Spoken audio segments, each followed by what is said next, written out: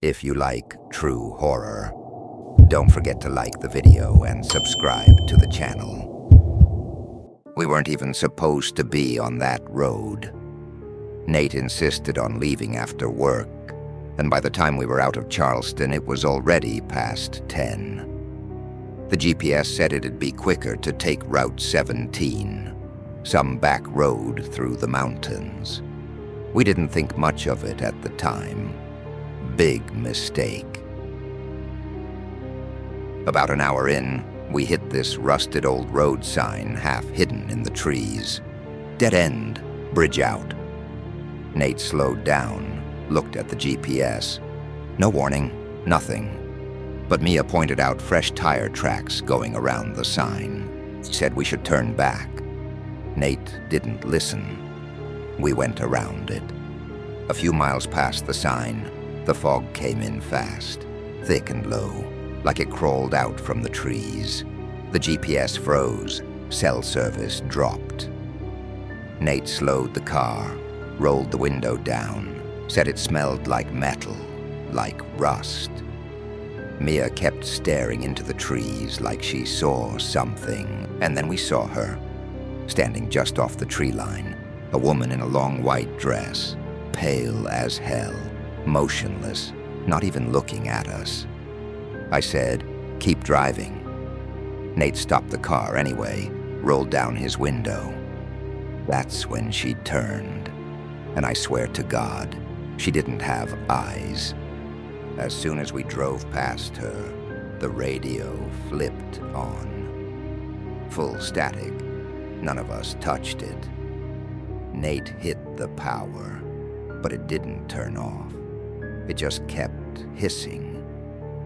Then we heard something under the static, breathing, like someone was inside the car with us. Eventually we hit a bridge, but it wasn't the one on the GPS. It was old. Wood slats, barely holding together. There were deep claw marks in the railing. I begged Nate to turn around. Mia was crying. But we were surrounded by trees, no room to U-turn, so we crossed. Halfway across, we heard something scrape under the car, like nails on metal. Then it shook, hard, like something was crawling underneath. Nate floored it. But as we sped off the other side, I looked in the side mirror and saw a hand, pale and wet, slide out from under the back bumper. The road after that made no sense. We drove for 20 minutes and somehow passed the same broken-down gas station 3 times. Same flickering sign, same busted windows. Mia said we were being hunted. She wasn't wrong. Somehow, I don't know how, we made it back to the main road. The fog just disappeared. The GPS came back. Signal returned. We didn't say a word the rest of the drive. But here's the worst part. The next morning I checked the map. That road. It hasn't existed since 1987.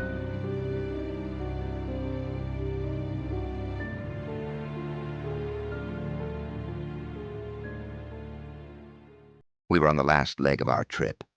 Just me, Lex, and Harper, winding through the old logging roads near Clatsop Forest in Oregon.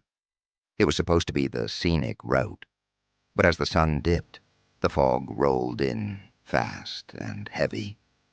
We hadn't seen another car for an hour, and that road, it didn't feel right anymore.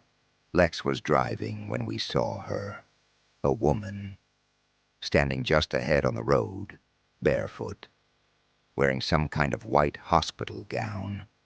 She wasn't hitchhiking. She wasn't moving.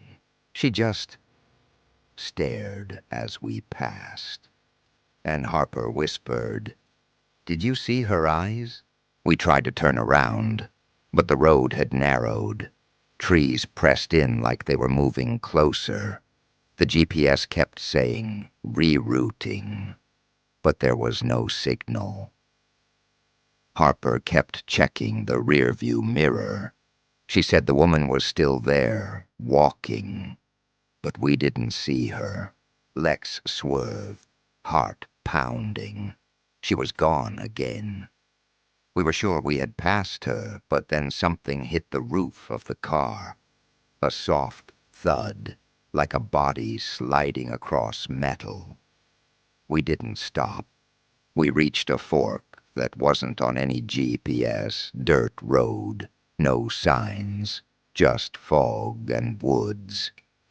Lex insisted it was a shortcut.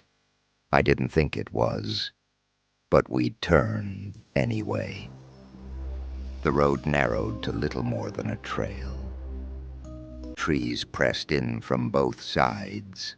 That's when we saw her again, standing just off the path, not moving, her head tilted the same way. Lex stopped the car. We all stared ahead. The road just ended. Nothing beyond the fog but trees, like the trail had never existed. Then came the scratching from the trunk, slow at first, then faster, like nails on the inside. We hadn't stopped anywhere. No one had gotten in. We bolted, left the car, ran through the trees like blind animals. We didn't know where we were going, but we kept hearing footsteps behind us, soft, barefoot.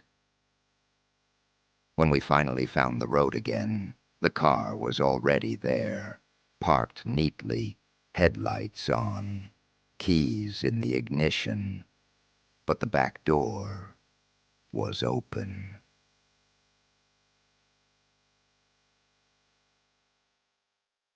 We'd been driving for hours, just the three of us, me, Josh, and Brandon, carving through the black ribbon of Route 93 in the middle of nowhere, Nevada.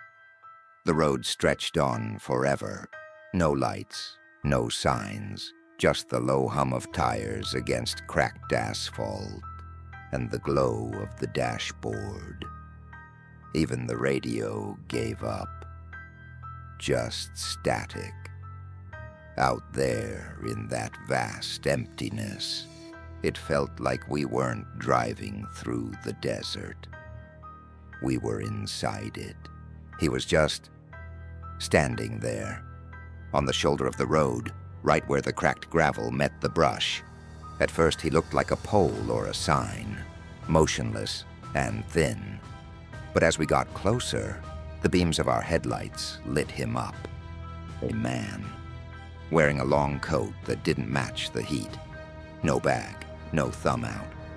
Just standing still, staring straight ahead, as if he'd been waiting.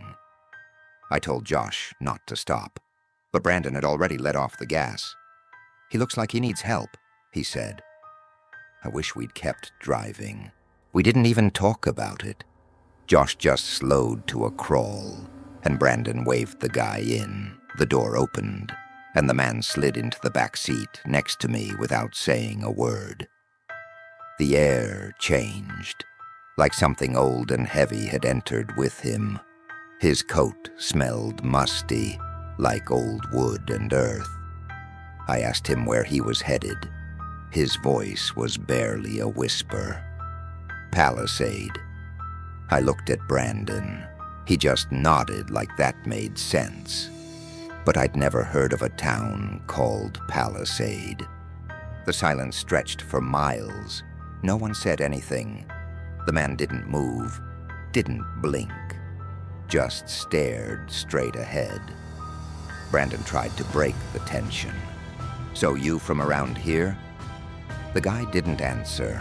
He just slowly turned his head and said in that flat voice, "You've already passed it." That was it. No follow-up. Just those words. I felt cold, even though the AC wasn't on. I remember thinking, what the hell did that mean? We crested a rise, and suddenly there it was. a town, out of nowhere. A broken, faded sign read, "Welcome to Palisade." The place looked dead, empty. Just a handful of buildings, flickering street lamps, boarded-up windows. There was no reason for it to be there.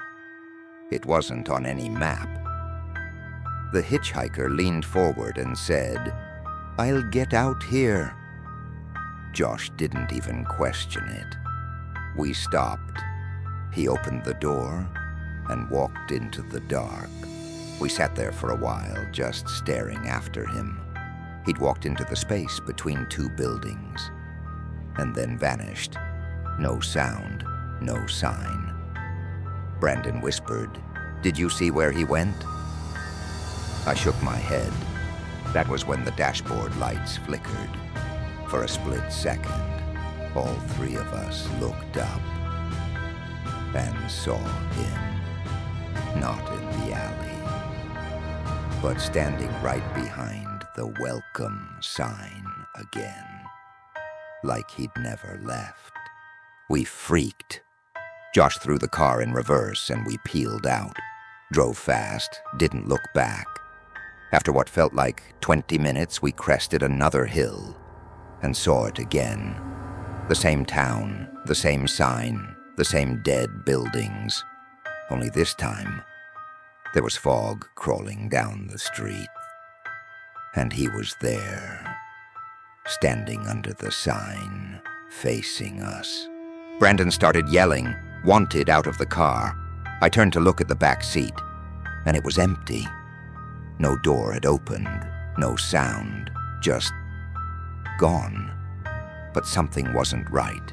I could feel him there, like something invisible was breathing behind me. Then we heard it, a whisper. Close but not human. It said, "You came back." We got out and ran into the town. The buildings had changed, more rotten, more collapsed, like they'd aged 50 years in 5 minutes. We found Brandon inside a crumbling church. He was on his knees in front of the altar, rocking, muttering something over and over. He was never real. He was never real. But I knew he was. We tried to leave. Drove until the sky turned from black to something worse. A color I can't even describe. The road never ended. Gas never ran out. No signs, no exits. Just Route 93. And every so often we'd see it again. That same broken sign. That same silhouette. Waiting like we never left him. Like we never will.